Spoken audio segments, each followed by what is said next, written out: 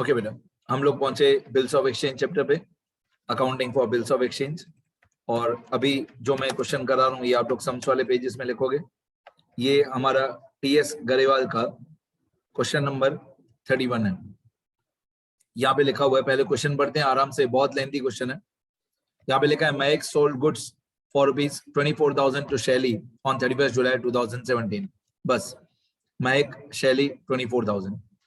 तो यहाँ पे थोड़ा सा फॉर्मेट मैंने बना के रखा है, लाइंस वगैरह। महक ने शैली को गुड्स बेचे, सोल्ड गुड्स।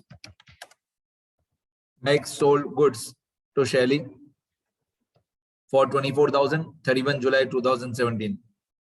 तो 24,000 के गुड्स बेचे और कौन सी डेट पे बेचे? 31 जुलाई 2017 पे बेचे। 31 जुलाई 2017 पे बेचे। And drew 3 bills for 6,000, 8,000 and 10,000. 6, 8, 10. 3 bills of exchange draw किए महक ने।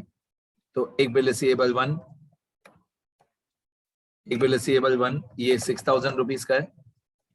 एक bill receivable 2,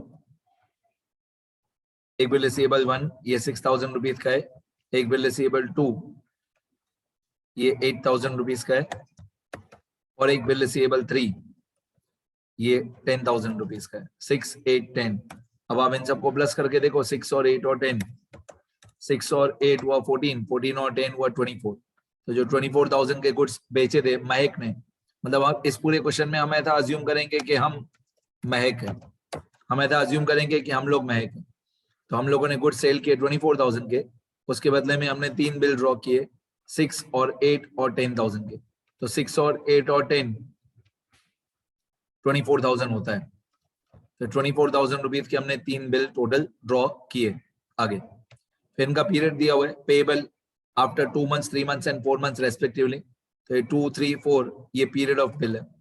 2 months, 3 months, 4 months। ये 2 months पहला बिल, फिर दूसरा बिल 3 months और इसके बाद 4 months। 2 months, 3 months और 4 months ये पीरियड ऑफ बिल मैंने लिख दिया। 2 months, 3 months और 4 months। आगे फिर लिखा है the first bill was kept by Mahak with her till maturity date. First bill was kept with Mahak till maturity date. तो इसको हम लोग बोलते हैं रिटेन, हमारी भाषा में इसको बोलते हैं रिटेन। रिटेन मतलब एंट्री नंबर 1A। पहला बिल हमने अपने पास ही रखा, क्वेश्चन में बताया हुआ नहीं है कि बिल ड्रॉ कब किया। तो हम ऐसा अज्यूम करेंगे, हम लोग ऐसा अज्यूम करेंगे कि बिल हमने 31 जुलाई पे ही ड्रॉ किया होगा। हम ऐसा अज्यूम करेंगे कि जो बिल हमने ड्रॉ किया होगा ये 31 जुलाई पे ही हमने ड्रॉ किया होगा। तो 31 जुलाई डेट हमको सब जगह पे काम आएगी। 31 जुलाई, 31 जुलाई, 31 जुलाई ये डेट हमको सब जगह पे काम आएगी। डेट नहीं बताई हुई है कौन सी डेट पे हमने बिल ड्रॉ किया, तो 31 जुलाई पे ही ड्रॉ किया होगा। पहला बिल हमने रिटेन किया, मतलब हमने अपने पास ही रखा। आगे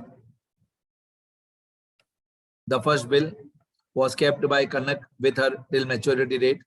Second, she endorsed the second bill in favor of creditor Kanak. Second bill हमने कनक को दे दिया endorse करके, endorsed to Kanak. Second bill was endorsed to a creditor called Kanak. और इसकी डेट भी नहीं दी हुई है कि कौन सी डेट पे एंडोर्स किया, तो हम ऐसा अज्यूम करेंगे कि सेम डेट पे एंडोर्स किया 31/7 पे। कौन सी डेट पे एंडोर्स किया वो बताया हुआ नहीं, तो हम ऐसा अज्यूम करेंगे कि 31 जुलाई पे ही एंडोर्स किया। आगे और क्वेश्चन में क्या लिखा हुआ है, फिर लिखा हुआ है the third bill was discounted on 3rd September 2017 at 12% per annum from the bank. Third bill को हमने 3rd September में डिस्काउंट कराया 12% पर एनम। सुनना ध्यान से, थर्ड बिल 3rd September पे 3 September 2017 this bill is discounted with the bank at 12% interest per annum। कौन सी date पे डिस्काउंट कराया? 3rd September पे ये बिल हमने बैंक से डिस्काउंट कराया। आगे की डिस्काउंट की कैलकुलेशन मैं थोड़ी देर में बताऊंगा। और आगे the third bill was discounted on 3rd September 2017 at 12% per annum from the bank. The first and the second bill were duly met on maturity। मतलब फर्स्ट बिल और सेकंड बिल ऑनर हो गए, but the third bill was dishonoured. ठीक है, अब पहले इतना धीरे धीरे लिखते हैं। The first bill and the second bill were met on maturity. The third bill was dishonored. तो फर्स्ट बिल में मैं लिखता हूं ऑनर्ड, फर्स्ट बिल के नीचे मैं यहाँ पे लिख देता हूं ऑनर्ड. ऑनर्ड मतलब बिल का पैसा मिल गया, और इसको ऑनर्ड भी बोलते हैं, मेट भी बोलते हैं. सेकंड बिल भी ऑनर हो गया, फर्स्ट बिल भी ऑनर हो गया, सेकंड बिल भी ऑनर हो गया, थर्ड बिल डिसऑनर हो गया. मैं यहाँ पे थर्ड बिल के नीचे लिख देता हूँ डिसऑनर. ठीक है. अब मैं फर्स्ट बिल और सेकंड बिल का मैच्योरिटी डेट कैलकुलेट करता हूँ. तो फर्स्ट बिल हमने ड्रॉ किया था 31/7 पे, इसका पीरियड है 2 मंथ्स. तो 31/7 प्लस 2 मंथ्स. अब बेटा 31/7 जो है ये जुलाई की आखिरी डेट होती है. सुनना ये थोड़ा टिपिकल है. 31/7 मतलब जुलाई की आखिरी डेट होती है 31. तो उसमें हम लोग जब 2 महीने प्लस करेंगे तो 31 जुलाई प्लस 2 मंथ्स, तो एक्चुअली ये होता है 31 सितंबर 2017. लेकिन सितंबर में 31 डेट होती ही नहीं. पहले मैं 31 जुलाई में 2 महीने प्लस करूंगा.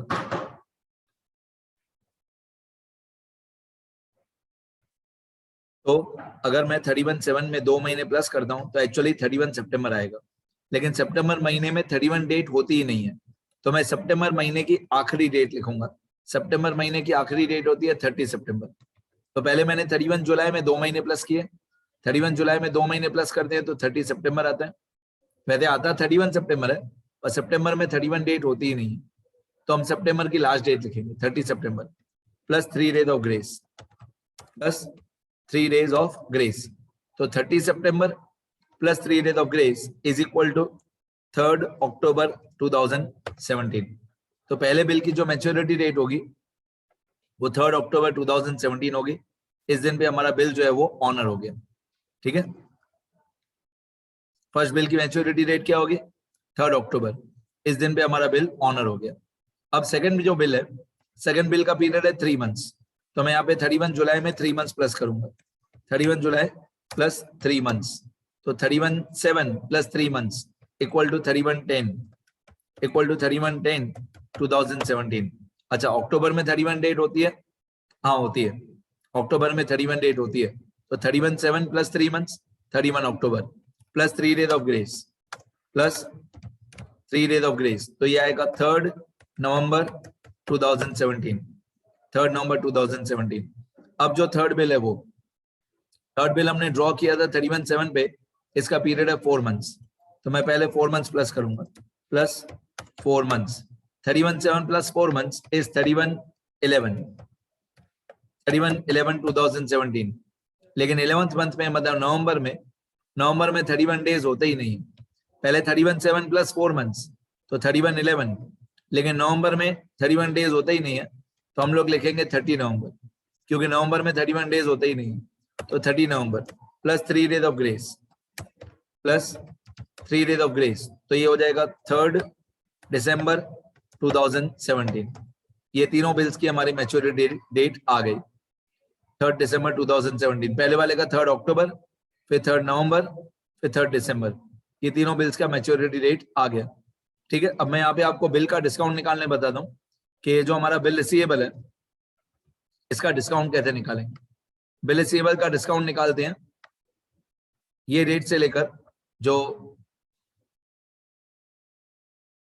ये वाली डेट है 3 सितंबर, 3 सितंबर से लेकर 3 दिसंबर तक जो गैप है, इस गैप का हम लोग डिस्काउंट कैलकुलेट करेंगे. जितना टाइम ये गैप है, तो ये गैप है 3 सितंबर से लेकर 3 दिसंबर तक. कितना गैप है? 3 मंथ्स. तो हम डिस्काउंट निकालेंगे 3 महीने का. मैंने पहले भी एक बार आपको बताया कि डिस्काउंट कौन सी डेट से लेकर कौन सी डेट तक का होता है. डिस्काउंट होता है जिस दिन हमने बिल डिस्काउंट कराया, जिस दिन हमने बिल डिस्काउंट कराया 3 सितंबर, वहां से लेकर जो हमारी मैच्योरिटी डेट है 3 दिसंबर. मैं फिर से यहाँ पे लिख देता हूँ, मैं यहाँ पे लिख देता हूँ रूल क्या होता है. रूल होता है कि discount is calculated from the date of discounting the bill up to the maturity date. मतलब जिस दिन से लेकर हमने बिल डिस्काउंट कराया उस दिन से लेकर मैच्योरिटी डेट तक. तो हमने बिल डिस्काउंट कराया 3 सितंबर पे और हमारी मैच्योरिटी डेट है 3 दिसंबर, तो ये गैप होता है 3 महीने का, तो हम 3 महीने का डिस्काउंट निकालेंगे। अब डिस्काउंट की amount equal to simple interest का फॉर्मूला, प्रिंसिपल है 10,000, रेट ऑफ इंटरेस्ट है 12% और गैप है 3 मंथ्स, 3/9 से लेकर 3/12 तक 3 महीने का गैप है।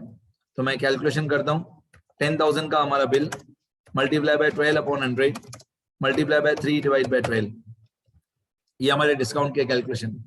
10,000 हमारा principal multiply by 12% rate of interest मतलब 12/100 मल्टीप्लाई बाय 3/12, कौन से 3 मंथ्स, 3/9 से लेकर 3/12 तक, तो 3 महीने का हम लोग डिस्काउंट निकालेंगे। तो ये आएगा 10,000, 0000 cancel, 12 cancel, 12 cancel, 00 cancel, answer आएगा 300, मतलब हमारा डिस्काउंट की अमाउंट आएगी 300। ठीक है, आगे बढ़ते हैं और देखें क्वेश्चन में क्या दिया हुआ है। हम पहुंचे थे यहाँ पे, The third bill was discounted on 3rd September 2017 at 12% per annum from the bank. The first and the second bill were duly met on maturity, but the third bill was dishonored and bank paid rupees 150 as noting charges. यहाँ से हमारा बाकी है 150, bank वालों ने पे किया as noting charges. Third वाला जो बिल है वो डिसऑनर हो गया and bank has paid noting charges of rupees 150. Third bill dishonour हो गया, बैंक वालों ने 150 रुपीज नोटिंग चार्जेस पे किया। और आगे, on 3rd December 2017 Shelly paid rupees 5,000 and noting charges in cash. तो नोटिंग चार्जेस कितना था 150, तो शैली ने 5,000 रुपए हमको पे किया, इसको हम लोग पार्ट पेमेंट बोलते हैं। शैली ने 5,000 पार्ट पेमेंट पे किया और नोटिंग चार्जेस का पैसा भी पे कर दिया, तो नोटिंग चार्जेस होता है 150 and accepted a new bill at 2 months after date for the balance amount plus interest of 200. तो ये नया बिल का कैलकुलेशन सारा दिया हुआ है कि शैली ने पुराना बिल डिसऑनर कर दिया, फिर नया बिल एक्सेप्ट किया, और जब नया बिल एक्सेप्ट किया तो शैली ने 5,000 रुपए कैश में पे किया और नोटिंग चार्जेस का पैसा भी कैश में पे किया। इस टॉपिक को हम लोग थियरी वाले पेजेस में बोलते हैं रिन्यूअल ऑफ द बिल।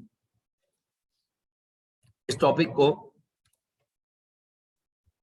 हम लोग थियरी वाले पेजेस में बोलते हैं रिन्यूअल ऑफ द बिल।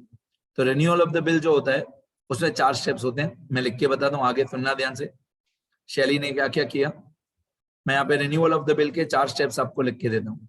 ये हमारा स्टेप 1, ये heading renewal of the bill. तो हमारा स्टेप 1 होता है cancellation of the old bill. Step 1 होता है cancellation of the old bill. अब ओल्ड बिल की अमाउंट थी हमारी, 10,000 और हमको नोटिंग चार्जेस का पैसा लेना था, शैली थे 150। तो cancellation of the old bill, उसमें 10,000 का हमारा पुराना बिल था और 150 हमारे नोटिंग चार्जेस, तो टोटल हमको शैली से पैसा लेना है 10150, ये cancellation of the old bill.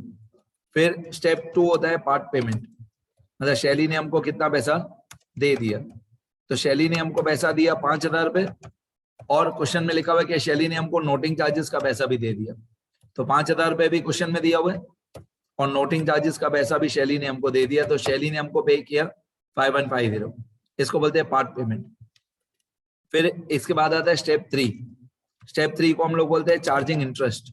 तो क्वेश्चन में लिखा हुआ है कि हमने 200 रुपीज इंटरेस्ट चार्ज किया, ऐसा क्वेश्चन में बोला हुआ है। 200 रुपीज हमने इंटरेस्ट चार्ज किया, तो ये 200 रुपीज हम शैली से लेंगे। इसके बाद आता है स्टेप 4, इसको बोलते हैं ड्रॉइंग अ न्यू बिल या preparing a new bill. Drawing new bill receivable, हमारी भाषा में इसको बोलेंगे bill receivable 4। Drawing new bill receivable मतलब बिल रिसीवेबल 4। ये कितना होगा सुनो ध्यान से, मतलब पहले 10,150 हमको लेना था, उसमें 5150 माइनस हो जाएगा जितना पैसा मिल गया और 200 प्लस हो जाएगा जितना इंटरेस्ट का पैसा हमको लेना बाकी है।